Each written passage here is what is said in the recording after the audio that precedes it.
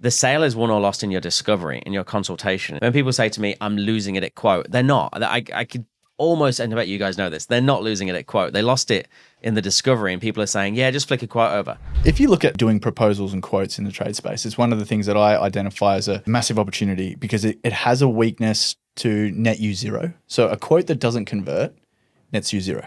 So there's a lot of time, effort, and money. Now, if I could go back in time and find the guy who decided to do free quotes, I'd have a stern talking to him. I bet he's not in business. It's driven a market trend now. It's very rare that we can get away with charging for quotes and proposals.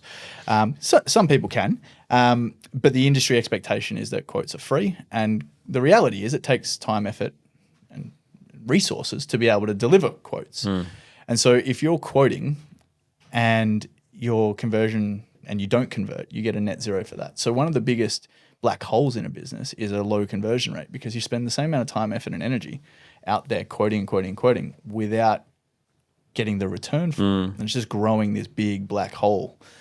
And I often guide people into, how do we improve our space there? So I'd love to get your thoughts here, Ron, on like if you were to encourage someone to add 5 to 10 minutes to their quoting and sales process to dramatically increase the conversion rate, what would you guide them into doing with a small amount of time? I want to touch on the first bit that you said there. You said some people get away with they're charging for the quotes. What is it about those people that enables them to do that? There's a few different things. Frame is one. So they certainly don't call it a quote.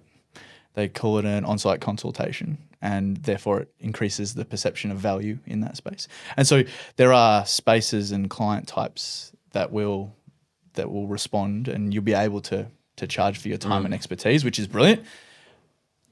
But a lot of especially in the service and maintenance space, a lot of the consumer expectation is that they're expecting that the quote is done for free. Yeah, it's not the norm, and I think that's a decision that we've got to make as an individual business owner or tradesperson. Like which room do I want to play in? Because if it's being done by somebody, it can be done. We just need to learn that frame. We need to learn how to position that value.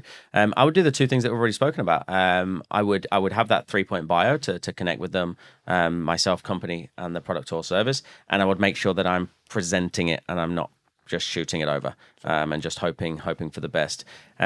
All you can do is do the right things in the right order at the right time to give yourself the best chance of getting the right outcome. But also the sale is won or lost in your discovery, in your consultation, in the conversation that you have.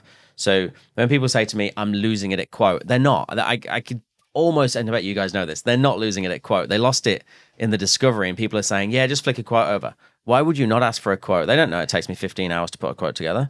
Yeah, flick that over to me, and they're just sitting there. They've already made the decision they're not using you. Yeah. Whatever comes through. So making sure their discovery is right on the first place, making sure that they're building value and credibility across those 3 verticals in their questioning as well. That's the first place I would look at would be that, is their discovery questions and what they're asking.